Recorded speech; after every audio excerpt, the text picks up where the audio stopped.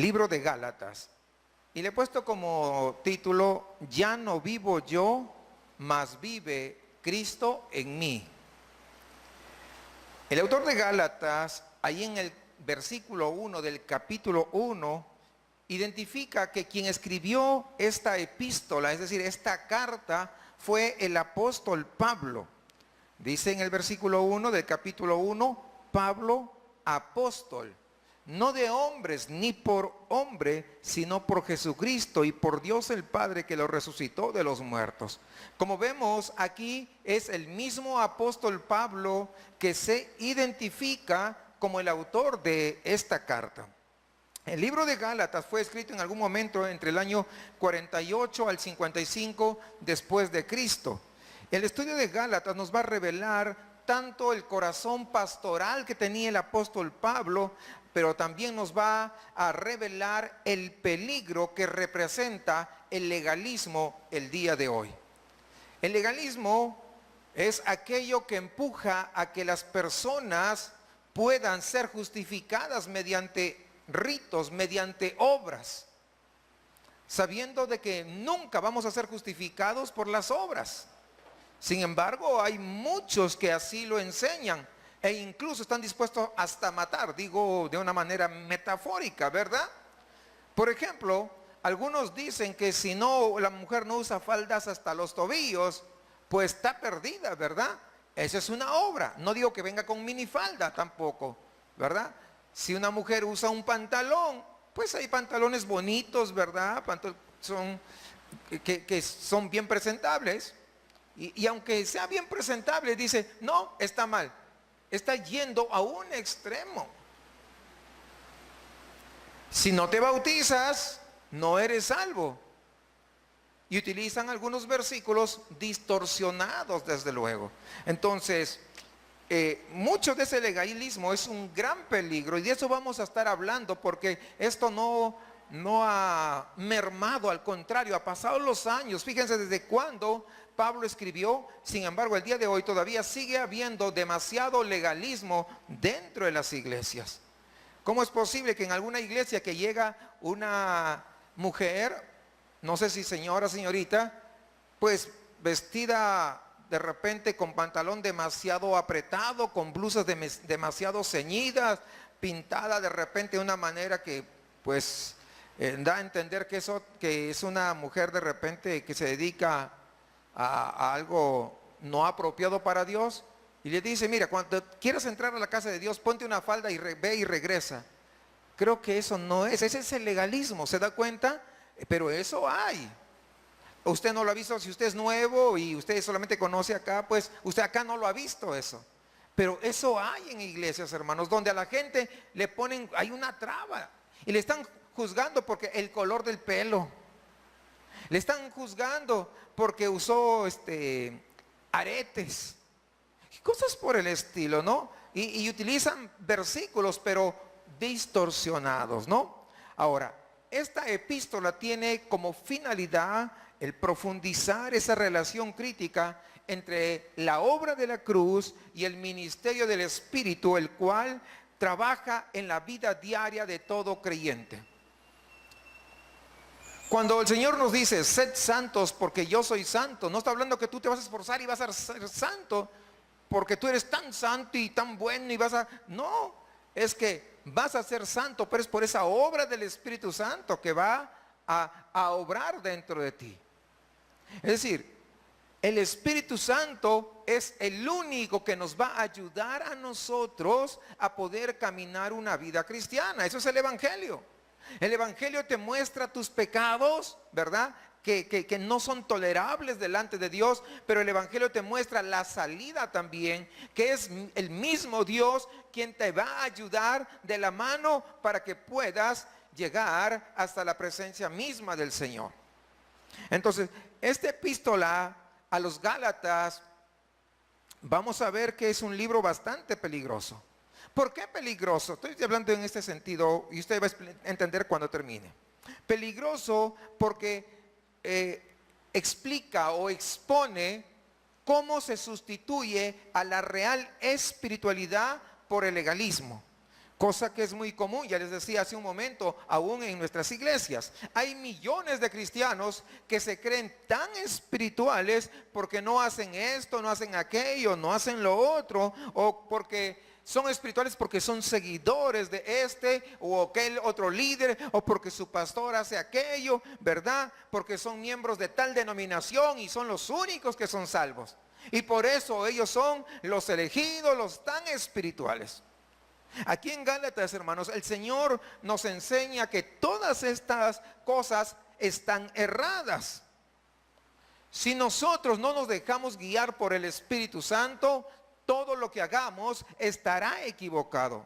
Mas cuando el Espíritu Santo nos guía a nosotros, hay libertad en lugar de servidumbre. Hay cooperación en lugar de competencia. Hay alabanza a Dios en lugar de gloria al hombre. Entonces solo el mundo verá una verdadera espiritualidad y los pecadores se salvarán. De eso trata justamente esta epístola a los Gálatas.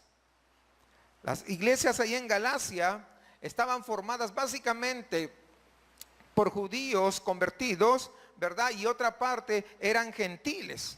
Es decir, había una mezcla de ambos. No solamente eran judíos, también habían gentiles. Y Pablo afirma que el carácter apostólico que él poseía y las doctrinas que él estaba enseñando para confirmar a todas las iglesias de Galacia en la fe en Cristo, especialmente respecto a ese punto importante de la justificación solamente por fe y no por ninguna obra.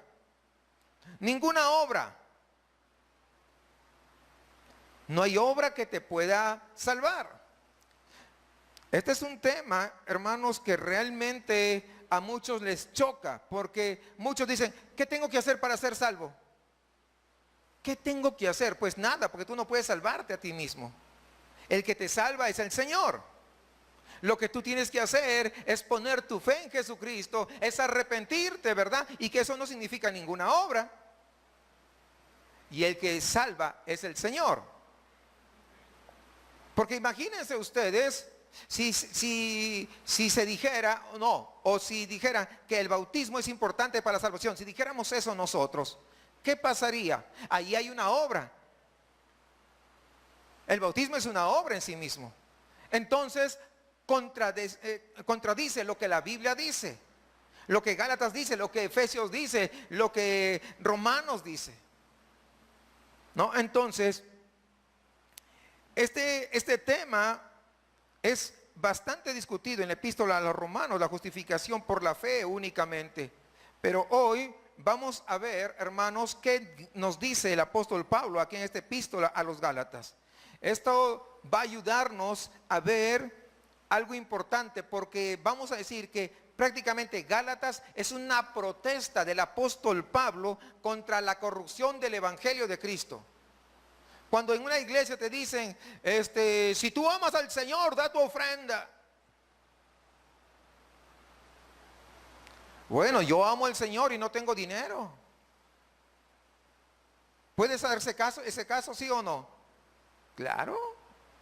No, si tú amas tienes que vender allá tus alhajas, tu anillo de matrimonio, porque después todas estas cosas son terrenales. Y tendríamos que decirle, ¿y el predicador por qué no lo vende sus cosas, a ver? Y se los da todo para los pobres, como el joven rico. ¿Por qué no lo hace? ¿Se dan cuenta, hermanos? Muchas veces hay una corrupción en el evangelio de Cristo. Y eso es justamente lo que Pablo viene a confrontar. No se queda mudo, no se queda callado y dice, no, mejor llevemos la fiesta en paz para que no me digan nada. No dice eso, al contrario. Entonces, aquí hay una verdad esencial. La justificación, ¿mediante qué? La fe únicamente. No hay obras de la ley, ¿no? Como los judaizantes habían insistido en hacer creer, ¿verdad?, a los creyentes que ya creían en Cristo. Le dijeron, sí, está bien, tú crees en Cristo, pero además también tienes que cumplir las obras de la ley. Si tú esperas ser perfecto, también tienes que cumplir, porque eso lo dio Dios, pero Dios lo dio a un pueblo específico para un tiempo específico. Lo que hace la ley, lo único que hace la ley, dice, es el ayo, es el maestro, ¿verdad?, que nos lleva, nos empuja hasta Cristo. Es todo lo que hace la ley. ¿Estuvo mal la ley? No, porque si no, ¿quién nos empujaría a Cristo? Nada, nadie. Es la ley la que sirve para empujar y llevarnos hacia Cristo. Entonces, cuando Pablo supo que esta enseñanza había comenzado a permear, a penetrar dentro de las iglesias allá en Galacia, ¿no? Y que ellos, los Gálatas, por eso le dice Gálatas insensatos, ustedes recuerdan, ¿no? Muy duro, ¿verdad? Pero es para llamar a la reflexión, ¿no? Entonces le dice, ¿cómo es posible que esa herencia de libertad ustedes ahora se hayan vuelto nuevamente a la esclavitud? Así que Gálatas lo que aborda es cómo vivir la auténtica vida cristiana. No una vida de riquezas extraordinarias tal vez. No una vida de fama mundial. No hablo de eso. Porque la fama, ¿cuánto le dura? Los artistas, ¿cuánto tiempo tienen? Acaban de hacer la transacción más grande en el fútbol, ¿verdad? Está detenido ahí por unas cuestiones, pero 222 millones de dólares, una transferencia, ¿no? De un jugador a otro equipo. Imagínense, pobrecito, lo único que tienen es dinero, pero no tienen a Cristo, no tienen la salvación, no tienen la vida eterna. ¿De qué sirve? Entonces, ¿siguen qué? Esclavos. Esclavos del diablo y esclavos de sus obras, desde luego. La respuesta aquí que el apóstol Pablo da es libertad, no esclavitud. El cristiano, hermanos, es llamado a vivir en libertad, no en libertinaje, no vayamos a confundir eso, sino en libertad. ¿Cuál libertad? La libertad que Cristo nos ha dado. Y justamente lo que el apóstol Pablo pretende a través de las epístolas es que cada uno de los que estamos acá presentes descubramos qué tipo de libertad nos ha dado el Señor. ¿Cuál es ese tipo?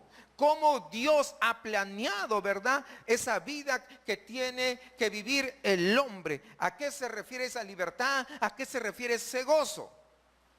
Así que nosotros tenemos que entender que el resultado de la justificación por gracia a través de la fe es la verdadera libertad.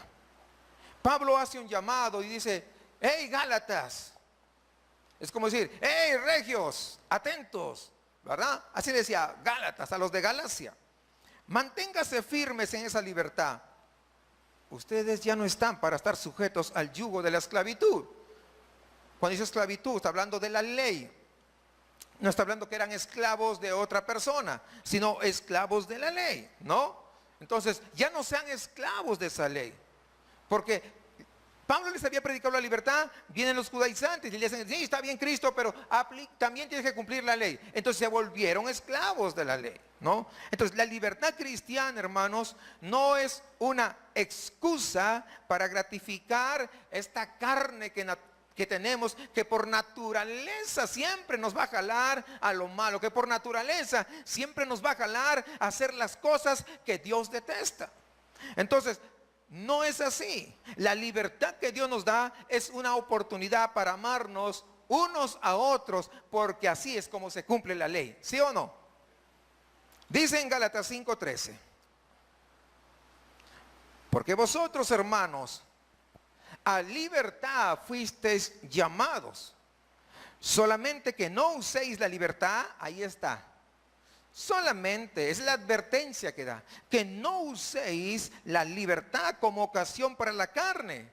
Es decir, no digas yo soy libre de hacer y haces lo que la carne te llama, lo que el instinto humano desea. No es para eso, no, dice, no uséis la libertad como ocasión para la carne, sino servíos por amor los unos a los otros. ¿Tú eres libre para qué? Para servir unos a otros. No servir solamente al que te cae bien. No estar dispuesto para servir, pues de repente a un líder.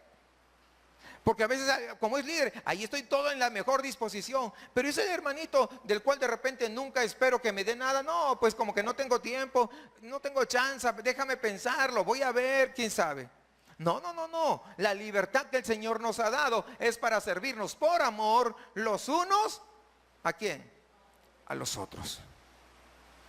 Ahora, esta libertad que el Señor nos da no excluye las luchas que vamos a tener en la vida. De hecho, en algunas oportunidades se puede intensificar la batalla entre la carne y el espíritu. El espíritu dice, hey, te toca orar. Y sí, sí voy a orar. Y la carne dice, no, pues, no, ¿para qué vas a orar? 5 minutos basta, ya. Con tu oración de la comida es suficiente. Entonces, hay una lucha entre ¿qué? La carne y el espíritu. Y están. Les conté que una vez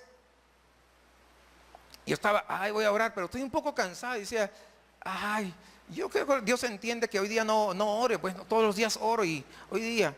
Y luego dije, ¿cómo que estoy pensando? Y me agarré, Señor, aunque me agarres del cogote, hazme que me arrodille, porque yo necesito orar, necesito buscar de ti. Y no permitas que esa carne que no quiere se me revele y no quiera doblar las rodillas. Porque se dan cuenta, hay una lucha. Hay una lucha.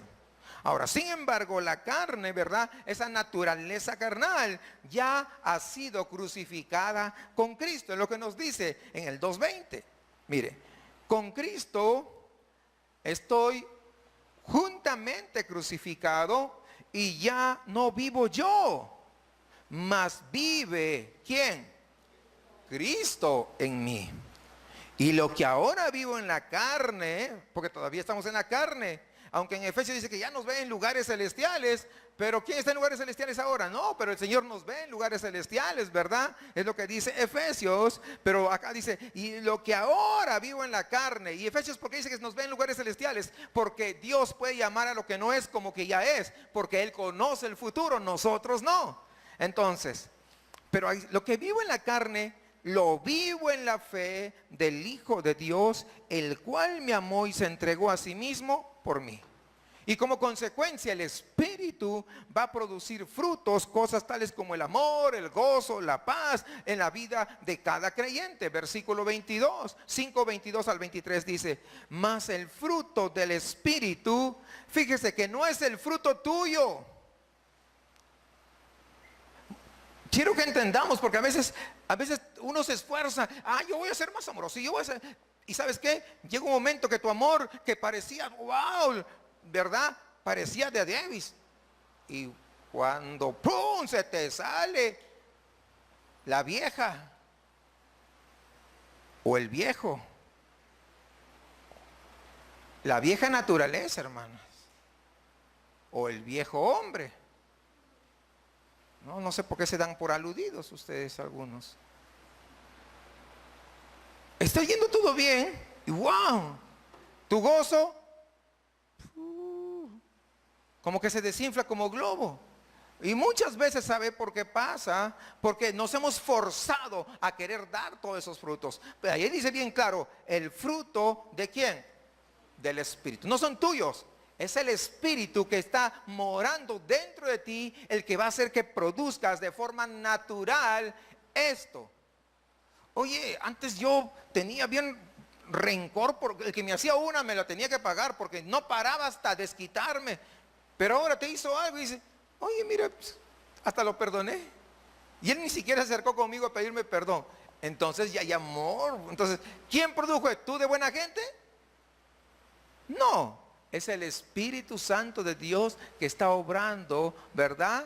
En los corazones. Gozo. No está hablando de muelas pelonas todo el día y la noche, ¿verdad? Imagínense quién anda así. Hablando de un gozo interno, genuino, ¿verdad? Que hay dentro de nosotros, porque aún en circunstancias adversas podemos decir, descansar y gozarnos. Gracias, Señor, por permitirme pasar esta circunstancia, porque me estás formando, porque no me has olvidado. Yo me gozo en eso que me está pasando, ¿verdad? Paz, paciencia, benignidad, bondad, fe, mansedumbre, templanza. Contra tales cosas no hay ley. Para Pablo el asunto no era si la persona era circuncidada, sino si se había convertido en una nueva creación. Eso era lo más importante. Porque dentro de la iglesia de los Gálatas habían judíos. Y efectivamente, si habían judíos, ellos se habían circuncidado. Pero también había gentiles. Los gentiles, pues decía, ellos no se habían circuncidado. Entonces para Pablo, dice, eso no es tan importante. Lo importante es que si tú eres judío o tú eres gentil, lo valioso es que tú hayas nacido de nuevo. Y eso mismo les digo el día de hoy. Lo más valioso es si usted ha nacido de nuevo. Hay una nueva creación en ti. Dice en Gálatas 6:15, porque en Cristo Jesús ni la circuncisión vale nada, ni la incircuncisión, sino ¿qué cosa? Una nueva creación. Miren, ¿se dan cuenta? La circuncisión no tiene mucho valor. La incircuncisión tampoco. Es como decirle, tú eras de los testigos de Jehová, no tiene valor. Tú eres católico, romano y de hueso colorado, tampoco tiene valor. De lo que sea. Lo que tiene valor no es lo que fue tu pasado, sino tu presente. Si en el presente tú eres una nueva criatura. Eso es lo que realmente vale. Es lo que dice el apóstol Pablo. Si Pablo no hubiera tenido éxito en su argumento sobre la justificación por fe solamente, ¿saben qué? El cristianismo hubiera permanecido dentro del judaísmo como una secta más, en vez de convertirse en la forma universal de salvación. Pero Cristo no quiso eso. A Él le plació en su gran sabiduría de que la salvación viniera a través de la locura de la predicación. Porque así es Dios. Dios elige sus formas, Él es soberano. Nadie le dijo, ¿sabes qué, Dios? A mí me parece, ¿no?, que tú deberías hacer este método. No, Él soberanamente dijo, de esta manera o de aquella forma es que va a ser la salvación. Y a Él le plació que sea así porque Él es soberano. Por lo tanto, Gálatas no solamente es la epístola de Lutero, hermanos, es la epístola de cada creyente que confiesa como Pablo, con Cristo estoy juntamente crucificado. Gálatas 2:20. Ya no vivo yo, mas vive Cristo en mí. Y lo que ahora vivo en la carne, lo vivo en la fe del Hijo de Dios, el cual me amó y se entregó a sí mismo por mí. ¿Alguien puede decir por mí? Claro, por cada uno de nosotros se entregó. Haciendo un paralelo, hermanos, entre el libro de Gálatas y de Santiago, vamos a darnos cuenta que ambos ilustran dos aspectos del cristianismo. Desde el principio mismo parecen haber entrado como en conflicto por malas interpretaciones, aunque la verdad no hay conflicto entre Santiago y Gálatas. Lo que hay realmente es un complemento. Santiago insiste en que nuestro comportamiento cristiano y demanda que la prueba de la fe es que haya frutos. Es decir, tú tienes una fe, a ver tus frutos. A ver tus frutos. Y entonces muchos achacan de que la salvación se obtiene por frutos, ¿verdad? Basándose aquí. Sin embargo, Santiago no está yendo en contra de lo que el apóstol Pablo enfatiza sobre aquella necesidad de transformación del individuo por la gracia de Dios. No, al contrario, dice allí en el 1:18 de Santiago, dice, Él de su voluntad nos hizo nacer por la palabra de verdad para que seamos primicias de sus criaturas. ¿Se dan cuenta? Entonces Santiago no está diciendo que las obras son por las obras que hace cada quien es que alguien va a ser salvo. No, dice, de su voluntad nos hizo nacer. ¿De la voluntad de quién? De Dios. Es por Él que nosotros somos salvos. Gálatas está haciendo hincapié en esa dinámica que hay del evangelio que produce luego cuando Dios intersecta nuestras vidas y nos salva. ¿Qué sucede? Nuestro comportamiento cambia, se transforma en un comportamiento cristiano. No podemos pedir un comportamiento cristiano a alguien que no lo es. Puede ser que alguien llegue acá a la iglesia, pero no significa que sea un cristiano. Y muchos, porque alguien llega a la iglesia y le quieren pedir un comportamiento cristiano. Eso no es posible. Alguien, a ver, imagínense ustedes, el otro día yo vi, no recuerdo en qué parte, en YouTube o algo así, vi que había un perro que lo habían pintado como de tigre, no, como león, creo, algo así, y le habían puesto así una melena y lo soltaba, ¿no? Y entonces si la gente lo veía, ¡ay!, salía corriendo, y después el perrito estaba, es decir, una melena que le pongan al perro no lo convierte en león, ¿verdad que no? No. Mantiene, ¿qué cosa? Su propia naturaleza.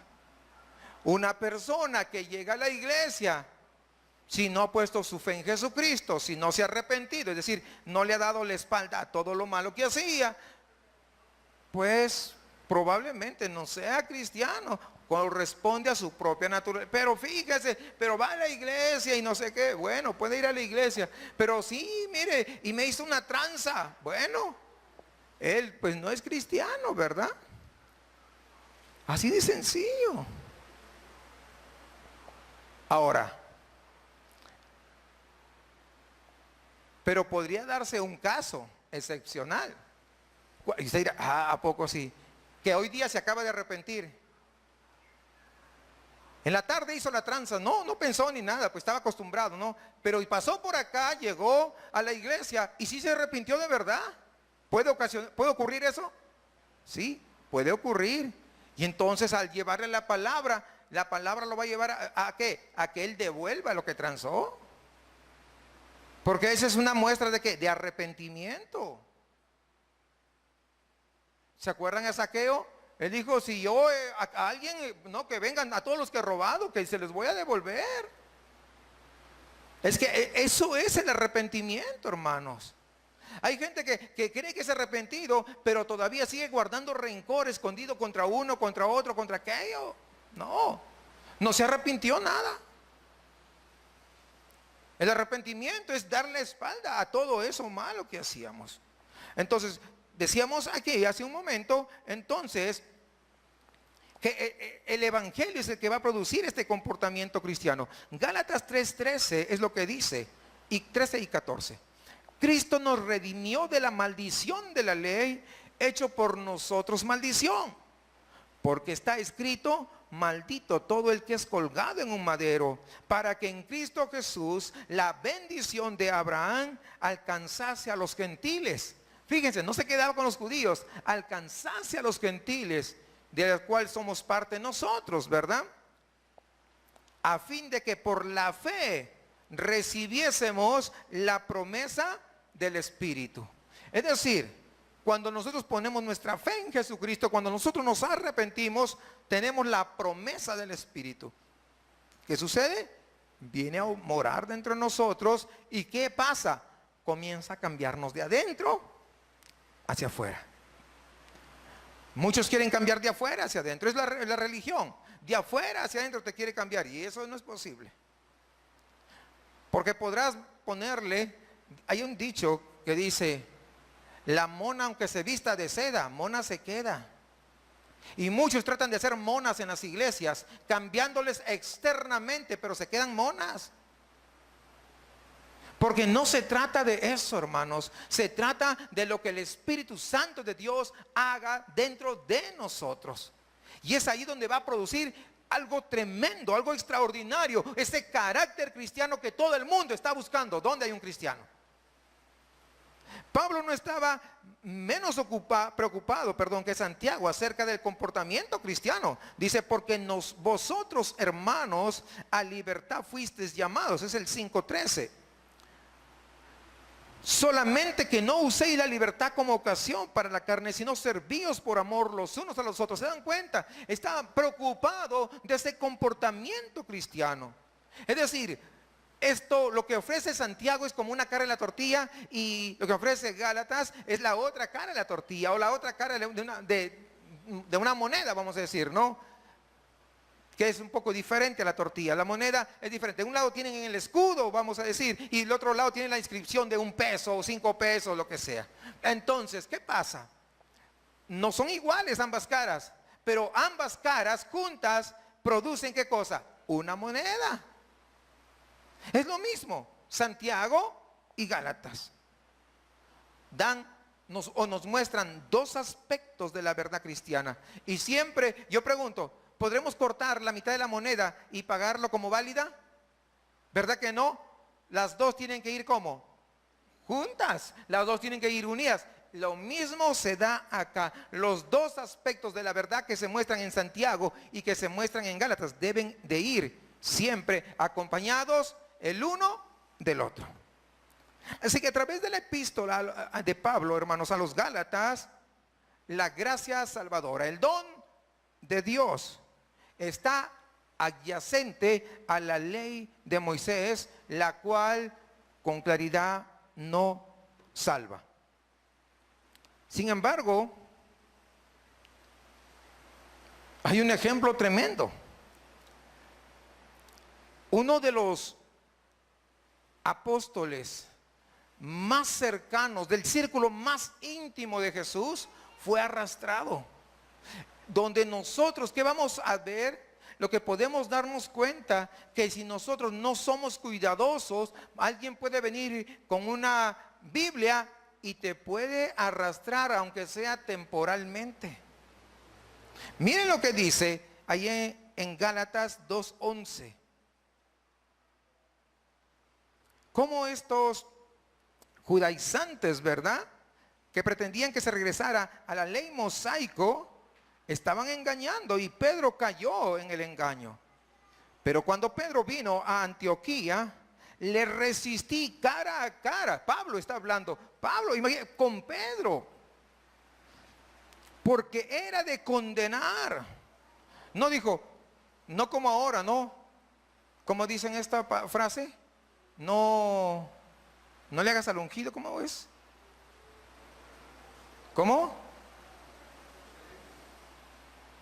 A ver, ustedes que lo han escuchado más que yo. No atentes contra el ungido, no, algo así. No toques al ungido, ¿no? Pero aquí vemos, Pedro era del círculo más íntimo de Jesús. Y Pablo lo confrontó cara a cara, hermanos.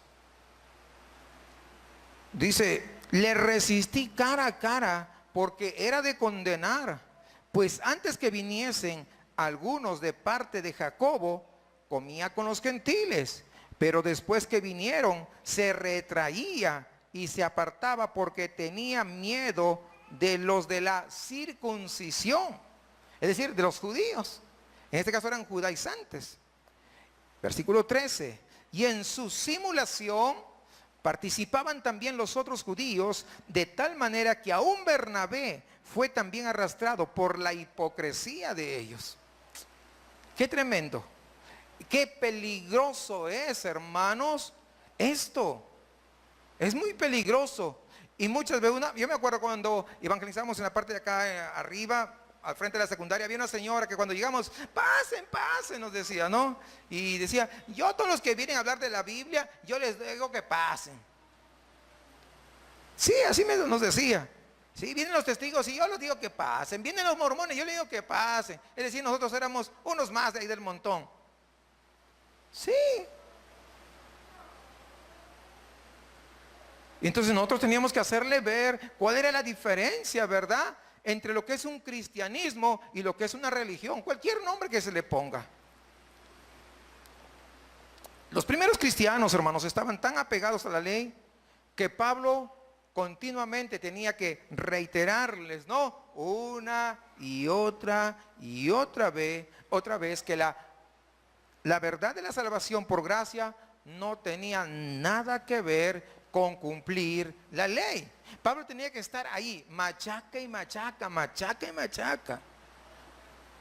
Así que la conexión que hay entre el Antiguo Testamento y la epístola a los Gálatas, todos se centran en la ley versus la gracia. Ahí están conectados. Nosotros sabemos, Gálatas 2:16, que la ley estaba inhábil para poder justificar. Dice, sabiendo que el hombre no es justificado por las obras de la ley. Miren, ningún hombre es justificado por las obras de la ley, sino por la fe de Jesucristo. Nosotros también hemos creído en Jesucristo para ser justificados por la fe de Cristo, no por las obras de la ley, por cuanto por las obras de la ley nadie será justificado. ¿Quién será justificado? Nadie. Es decir, en las obras de la ley no hay esperanza. No lo hay. Al contrario, dice en el 2:19, la muerte del creyente a la ley. Dice, porque yo por la ley soy muerto para la ley a fin de vivir para Dios. Eso es lo importante, la muerte del creyente a la ley. Ya no vivimos para la ley, hemos muerto para la ley. Y luego viene en el 3:6, habla de la justificación por la fe de Abraham. Dice, así Abraham creyó a Dios y le fue contado por justicia. ¿Cómo fue salvo Abraham? ¿Por qué? Por la fe. O sea, no sé si ustedes se percatan, hermanos, cómo Abel fue salvo. Por la fe. Cuando vamos a los héroes de la fe, en Hebreos nos habla de todos, ¿verdad? Todos fueron por la fe, todos fueron salvos mediante la fe. Sin embargo, hay lugares que dicen, ahora es, como dicen, estamos en el tiempo de la gracia, ahora solamente es por fe, antes tenía que ser por sacrificios. No, nunca ha sido por sacrificios. Nadie se salvaba por sacrificios. Era por fe. Y alguien dirá, ¿y por qué se hacían los sacrificios? Bueno, era una forma que Dios les había dado, ¿verdad? De que ellos pudieran, esa era una sombra de lo que iba a pasar luego. ¿Cómo presentaban ese sacrificio? Por fe, aunque no habían visto a Cristo. O era por fe de que un día cuando Cristo venga, todo eso iba a también abarcar la salvación del Señor. La ley no trae salvación, sino ira de Dios. ¿Por qué? Porque por la ley, pues viene la justicia. Mira, la ley te saca todos los trapitos sucios. Mira, ¿qué mereces con todo eso? Te dice. Ah, no, pues sí. Todo el mundo queda, ¿cómo queda? ¿Cómo? Todo el mundo queda culpable. Dice el 3:10, a ver. Porque todos los que dependen de las obras de la ley están bajo maldición. Hay iglesias que el día de hoy todavía quieren practicar las obras de la ley. Ustedes están mal, nos dicen, ¿no? Pero acá dice bien claro, los que dependen de las obras de la ley están como bajo maldición, porque están en pecado. Pues escrito está, maldito todo aquel que no permaneciere en todas las cosas escritas en el libro de la ley para hacerlas. ¿Quién no podrá cumplir la ley? Nadie. Nadie. Por eso, mire, como no es posible cumplir la ley, ¿verdad? Ninguno de nosotros no lo puede hacer. Es que Dios en su gran misericordia envió a Jesucristo. Él cumplió la ley al 100%. Ahora, el cumplimiento de la ley por parte de Cristo, cuando uno se constituye en hijo de Él, cuando uno ha puesto su fe en Jesucristo, cuando uno se ha arrepentido, ¿qué hace? Jesús cumplió la ley. Ese cumplimiento de la ley lo ponen a mi cuenta. Y mis faltas que no sé cumplir yo la ley, lo ponen allá en la cuenta de Cristo. ¿Se dan cuenta? Entonces, yo soy justificado. ¿Hice toda la ley? No lo cumplí toda. Pero aún es como si yo lo hubiera cumplido. ¿Por qué? Porque lo que Cristo, que cumplió completamente la ley, lo ponen a mi cuenta. ¿Se dan cuenta? O sea, nadie podría ser salvo a no ser por Jesucristo. Por eso que necesitamos a alguien más poderoso que nosotros para que cumpla la ley, Cristo. Necesitamos a alguien que sea más santo que nosotros, porque ninguno es santo, Jesucristo. Necesitamos a alguien que venza el poder de la muerte y del pecado. No somos nosotros, es Cristo. ¿Sí entienden? Por eso que todas las religiones están condenadas si no se arrepienten, y no es a través de Jesucristo. Por eso Cristo dijo, yo soy el camino, con toda autoridad dijo, yo soy el camino, la verdad y la vida, y nadie, ahí está, con ese nadie está excluyendo a todos los que no vienen a través de él, y nadie viene al Padre si no es a través mío. Es lo que dice Cristo. Por eso, hermanos, si nosotros hemos puesto nuestra fe, si nosotros nos hemos arrepentido de verdad, no como el perrito con melena postiza, sino que si nos hemos arrepentido de verdad, nosotros somos justos delante del Padre por la obra redentora de Cristo Jesús. ¿Alguien puede alegrarse por eso? Ahora, fíjense en el 5:14. Sigo hablando de esa conexión que hay entre el Antiguo Testamento y Gálatas. Dice, porque toda la ley en esta sola palabra se cumple. Amarás a tu prójimo como a ti mismo. Ahí está. Todo se resume en eso. Amarás a tu prójimo como a ti mismo.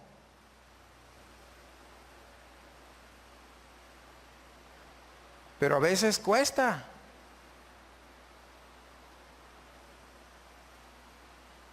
Mira, va a venir fulano de tal, y de repente ese fulano de tal tú lo conociste afuera y vamos a decir, si tú eres hombre, te quitó la novia cuando estaban allí en la secu. No, ¿cómo va a venir ese? No.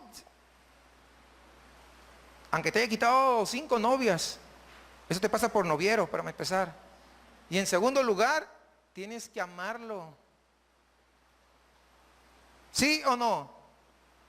Bueno, si usted no quiere, es su problema, le estoy explicando.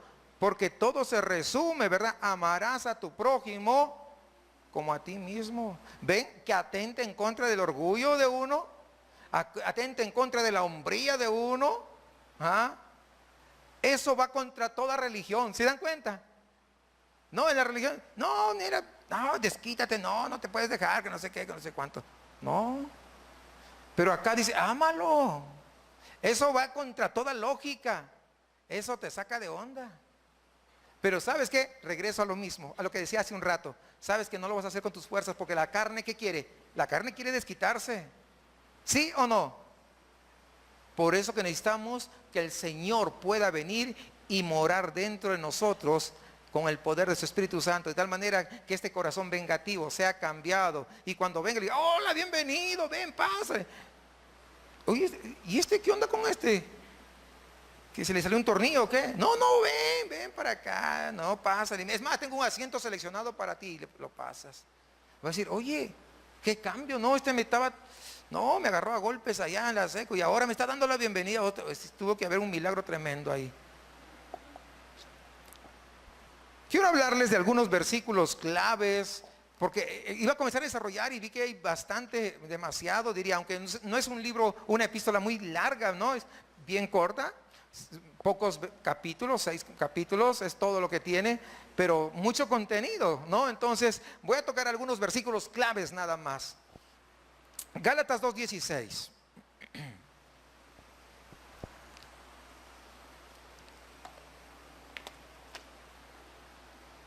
Como saben, pues ese es un vistazo, no es algo rápido. Sabiendo que el hombre no es justificado por las obras de la ley, sino por la fe de Jesucristo.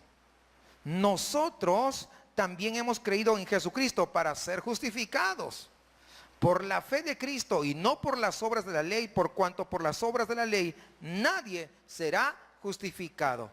No sé, mire, a veces nosotros leemos así como que muy rápido, pero yo estoy viendo que acá hay 3 afirmaciones en este pasaje.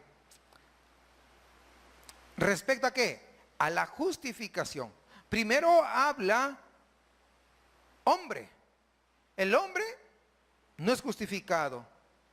Luego nosotros, dice, también hemos creído en Jesucristo para ser justificados.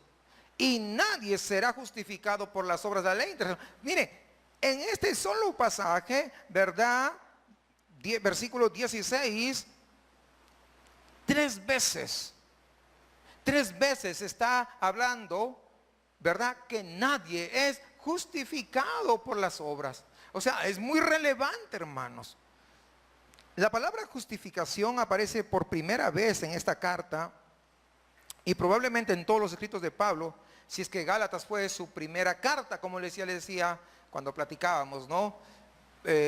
Particularmente yo creo que Gálatas fue su primera carta.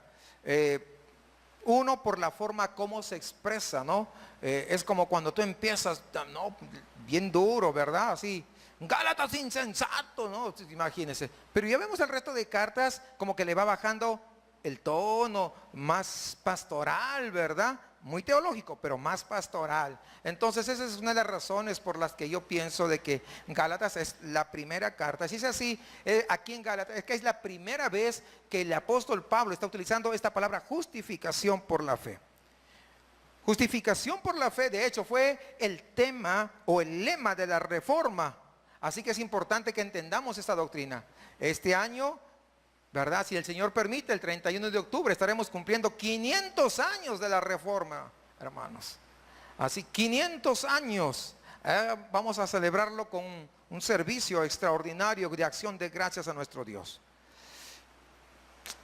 Entonces, la justificación es un punto muy valioso, hermanos, muy importante, y quiero que lo entendamos. Para eso dice Job, capítulo 9, versículo 2, ¿y cómo se justificará el hombre con Dios? Miren, ¿desde dónde está? Job 9:2. ¿Cómo, no? ¿Se justificará el hombre con Dios? Es una pregunta de suma importancia, ya que la respuesta a esta pregunta determina consecuencias eternas. ¿Qué significa consecuencias eternas? Pues ¿dónde vas a pasar la eternidad? ¿Con el chamuco o a la presencia del Señor? A algunos les gusta el chamuco, ¿no? Miren, yo digo, Dios es tan bueno. Fíjense esto, Dios es tan bueno. Hay gente que no quiere saber nada con Dios, le gustan los antros, le gusta pues diversiones, le gustan las drogas. ¿Y sabe qué? Como Dios es tan bueno, los va a complacer en sus gustos por la eternidad. Va a estar con todos los que bailaba, con todos los que se drogaba, con todo lo que, por toda la eternidad va a estar con ellos. Para siempre. ¿No quieres estar conmigo? Ahí te va. Te voy a hacer tu santa voluntad. No es santa, ¿no? Pero te voy a hacer tu voluntad. Tanta rebeldía que hay en tu corazón. O sea que esta pregunta requiere una respuesta. ¿Sí o no? Porque es importante. ¿Y sabe qué? Y Habacuc trae la respuesta. O sea, esto no es, lo que quiero que entiendan, esto no es de qué, de ahorita. Esto ya viene desde hasta mucho tiempo atrás. Habacuc 2:4 dice, el justo por la fe vivirá. Fíjense ustedes, el justo por la fe vivirá. Esa es la respuesta de Dios, y esta fue justamente la verdad que liberó a Martín Lutero del miedo y de la esclavitud religiosa. Y esta verdad, hermanos, es tan importante que la hayamos mencionada en 3 libros del Nuevo Testamento, en Romanos, en Gálatas y en Hebreos. La justificación, quiero que sepa, tal vez algunos no han entendido esto, pero hoy quiero explicar, la justificación no es simplemente el perdón. Puesto que si una persona es perdonada y después pecar y ser culpable, no tiene mucho sentido. Una vez justificado por la fe, quiero que entienda y esté atento a esto, una vez que usted es justificado por la fe, el Hijo de Dios nunca será tenido por culpable delante de Dios. Eso es justificación. ¿Alguien se alegra por lo menos con eso? La justificación también es muy diferente del perdón. Por cuanto un criminal perdonado, ¿qué dice? Aún todavía queda fichado. Aún todavía hay un expediente, ¿sí o no? Aunque el criminal se le haya perdonado. Hay una ficha, sí, saben, no, ese es el poder judicial. Pero cuando el pecador es justificado por la fe, sus pecados pasados nunca más son recordados, y Dios nunca más podrá ver esos pecados en la cuenta del pecador. ¿No es algo extraordinario? ¿Se dan cuenta, hermanos? Por último, fíjense, Dios justifica a pecadores y no a gente buena. Pablo declara que Dios justifica al impío ahí en Romanos 4:5. La razón por la cual la mayoría de incrédulos no son justificados, ¿sabe cuál es? Es porque no quieren reconocer que son pecadores. Es que yo no creo, la verdad yo no creo que sea tan malo. ¿Ha escuchado usted esa frase alguna vez? Yo creo que más de una vez. Pero ¿a poco Dios es malo? No, Dios no es malo. El asunto soy yo. Porque no quiero reconocer que estoy delante de un Dios santo. No quiero reconocer que mis pecados son como una podredumbre delante de la presencia de Dios. Entonces, hermanos, cuando alguien no quiere reconocer que es un pecador, ¿verdad? Que por lo tanto necesita a Dios, ¿sabe qué? Entonces no se puede hacer mucho, porque son precisamente los pecadores, son los únicos que Cristo puede salvar. Y eso lo dice ahí en Mateo 9 al 13, Lucas 18, 9 al 14. Jesucristo vino ¿por quién? Por los pecadores. Otro versículo clave es Gálatas 2:20. Fíjese lo que dice. Con Cristo estoy juntamente crucificado. Y ya no vivo yo, mas Cristo vive en mí. Y lo que ahora vivo en la carne, lo vivo en la fe del Hijo de Dios, el cual me amó y se entregó a sí mismo por mí. Si un hombre es justificado por las obras de la ley, ¿por qué entonces tuvo que haber muerto Cristo? Su muerte, su sepultura, su resurrección son las verdades fundamentales del Evangelio. Es lo importante. Somos salvos por medio de ¿qué? Por medio de la fe en Cristo Jesús, porque Él murió por nosotros. Y vivimos ¿cómo? Por medio de la fe en Cristo. Eso significa que Cristo vive dentro de nosotros. Más aún, nosotros estamos identificados con Cristo por su Espíritu. ¿Por qué? Porque morimos con Él, como dice Romanos capítulo 6. Esto significa que nosotros estamos muertos a la ley, ya no vivimos para la ley. ¿Por qué? Porque regresar, fíjense, voy a hacer un paralelo. Regresar a la ley de Moisés es como que un muerto que vive, ¿verdad? Quiera o anhele retornar al panteón. ¿Sí entiende? Eso más o menos es.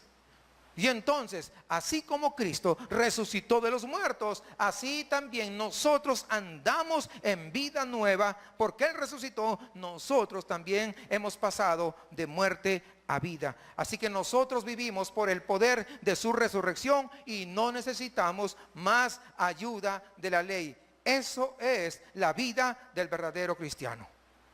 Otro pasaje importante dentro de Gálatas es el 4, 5 y 6.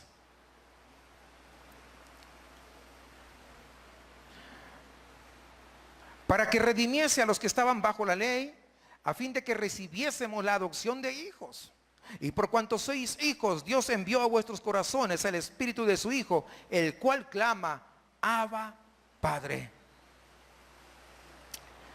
Redimiese es la misma palabra que ya Pablo usó en el capítulo 3 y significa libertad mediante el pago de un precio. Eso significa redimir. Cristo nos redimió, Él pagó el precio.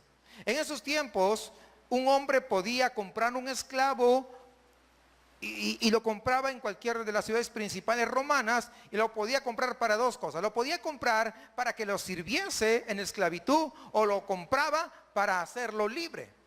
O sea, existían esas dos posibilidades. Y Cristo dice que vino ¿para qué? Para liberarnos. Él nos compró, pero ¿para qué? Para ser libres. Libres. ¿Libres de qué? Libres del pecado. Libres de las huestes de Satanás. Porque allí vivíamos. Es más, nos gustaba, nos encantaba. Allí es donde muchos se amanecían. Pero ahora no pueden quedarse un poquito hasta las 11 porque ya es demasiado tarde y yo tengo sueño. Antes no se quejaban que tenían sueño. ¿Ve? pero nos ha hecho libres. Nos ha hecho libres. Así que regresar a la ley, pues es como decir, ¿sabes qué, Cristo? Como que la obra que tú hiciste allí en la cruz, como que, pues no sirve mucho, ¿no? Hermanos, el Señor no nos compró para hacernos esclavos, sino hijos. Hijos, no solamente hijos, sino herederos y coherederos con Él. Bajo la ley, los judíos meramente eran niños, pero nosotros, hermanos, bajo la gracia, el creyente es hijo de Dios, es decir, como una posición de adulto que tiene un lugar importante dentro del seno familiar. Eso es lo que nosotros somos al haber sido redimidos por Jesucristo. Hemos sido comprados, es lo que significa. Gálatas 5, 22 y 23. Mas el fruto del Espíritu es amor, gozo, paz, paciencia, benignidad, bondad, fe, mansedumbre, templanza. Contra tales cosas no hay ley. Uno puede vencer a la carne y dejar de hacer cosas malas, pero eso no significa necesariamente que estás haciendo cosas buenas. El que es legalista puede en su orgullo, ¿no?, enorgullecerse de que, pues mira, ve, yo nunca adulteré, ¿no? Yo nunca fui borracho. Yo nunca fui un asesino. Hay otros que se enorgullecen y dicen, yo salí bien casado de mi casa, dicen, ¿verdad? O sea, cosas como esas, para ellos son sinónimo de orgullo. Pero tú saliste así, ok, hiciste todo lo bueno, entre comillas, pero se manifiestan las virtudes del Espíritu Santo en tu vida, ahí está. El martes hablábamos, no es tu pasado el que importa, sino cómo estás el día de hoy en tu presente. El presente, ¿tienes una nueva vida en Cristo? Eso es lo valioso. Eso es lo importante. No que todo tu pedigrí. No. ¿Qué eres el día de hoy? No es suficiente dejar de hacer cosas malas, sino también qué cualidades positivas inducidas por el Espíritu Santo estás haciendo. La carne, según lo que dice Hebreos, produce obras muertas, pero el Espíritu produce fruto vivificante. Y este fruto contiene esa semilla que va a producir más fruto y más fruto y más fruto y más fruto. El amor generará, ¿qué cosa? Más amor. El gozo va a producir, ¿qué? Más gozo. Y Cristo desea que nosotros llevemos fruto. Es más, mucho fruto, dice el Evangelio de Juan capítulo 15, mucho. Así que nosotros, hermanos, la vieja naturaleza, quiero que recordemos, no puede producir fruto. La única que puede producir fruto es la nueva naturaleza. Entonces, es imposible pedirle que la planta de higos, pues que de fresas, eso es imposible. No puede hacerlo, ¿verdad? La planta de fresas no es un árbol. Algunos quieren, mira qué fresas. No, no son fresas. Es lo mismo que pasa como a veces alguien quiere decir, ese es cristiano por esto, por aquello. No, hermanos, no es así. Pablo menciona que la naturaleza de la vida en el Espíritu, y es por el poder del Espíritu que el cristiano puede vivir para Dios y no para la carne. ¿Qué te va a ayudar? ¿Qué te va a impulsar a que no vivas para la carne y vivas para Dios? El Espíritu Santo. O sea, tú solo no lo vas a hacer. No lo vas a lograr. Es el Espíritu Santo que está morando dentro de ti. Pero si tú supieras que no sé qué, que no sé cuánto. Pero es el Espíritu que te conoce y es más poderoso aún que tú. Él te va a ayudar. Entonces la libertad del cristiano no es para pecar, sino para servir a Dios. Y también servir a nuestros hermanos que somos el cuerpo de Cristo. A eso es que nosotros hemos sido llamados. Otro de los temas principales de Gálatas se encuentran en el 3:11, que dice, el justo por la fe vivirá. No solamente somos salvos por la fe, porque es lo que dice Juan 3:16, es lo que dice Efesios 2:8 y 9, sino que la vida del creyente en Cristo, día a día, momento a momento, es vivida a través de fe. Somos salvos por fe, pero en el día a día vivimos por fe, y un día estaremos a la presencia del Señor también por fe. Hoy día nadie estamos a la presencia del Señor, pero por fe sabemos que así va a ser. La fe entonces de nosotros, hermanos, se incrementa por medio de la aplicación de las disciplinas espirituales. ¿Cuáles son? La lectura de la palabra, la oración y la obediencia. Con esas tres disciplinas es que esta va a ayudarnos a crecer, y esto nos va a llevar a exhibir nuestra fe de tal manera que otras personas de afuera que hagan, van a ver la obra de Cristo en nosotros. Eso es lo valioso. Eso es lo importante. Jesús dijo que nosotros seríamos conocidos por nuestro fruto.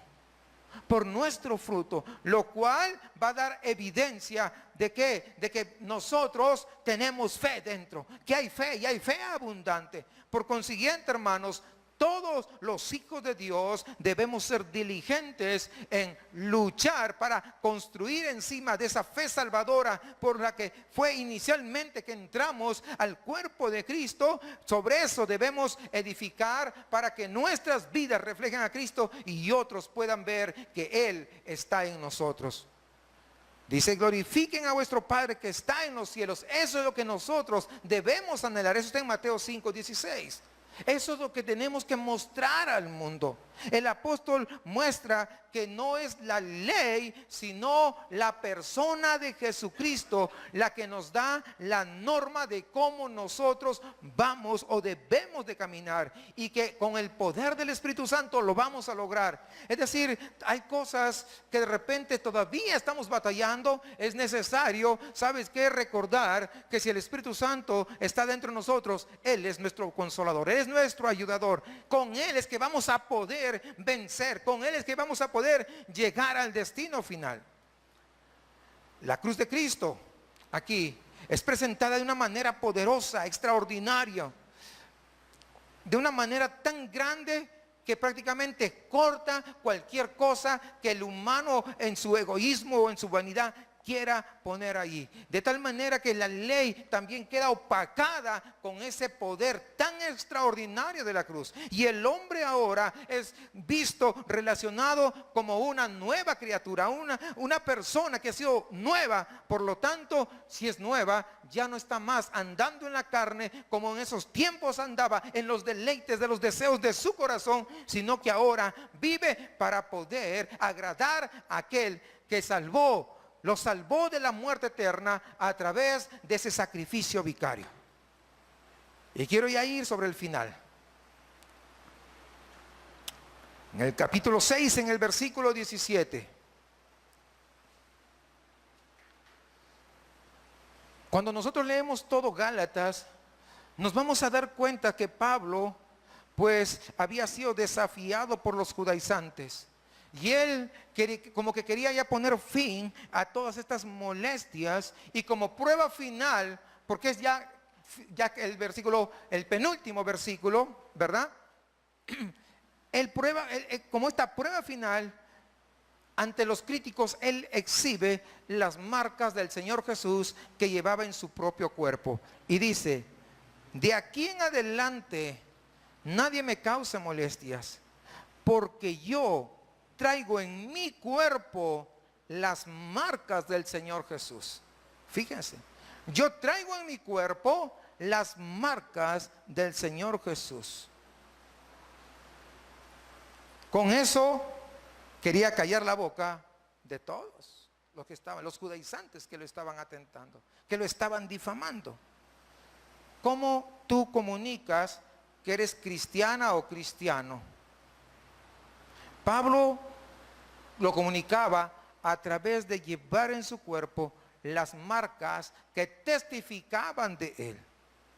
Posteriormente, los cristianos comenzaron a utilizar el símbolo del pescado para identificarse entre sí. Hoy, algunos llevan su crucecita, ¿verdad?, en su carro y en su coche, aquí en su cuello colgado, algunos en sus aretes. tienen orejas cristianas y ni oyen. No sé para qué los llevan, pero bueno. Y dicen, ¿verdad? Que con eso ya se creen bien cristianoides. No, cristianos quiero decir, hermanos, ¿verdad? Entonces, ¿qué pasa? Las marcas más convincentes, escúcheme bien, las marcas más convincentes del cristiano, ¿sabes cuáles son? Son la manifestación del amor, la manifestación del perdón, la manifestación de la misericordia, la manifestación de la honestidad.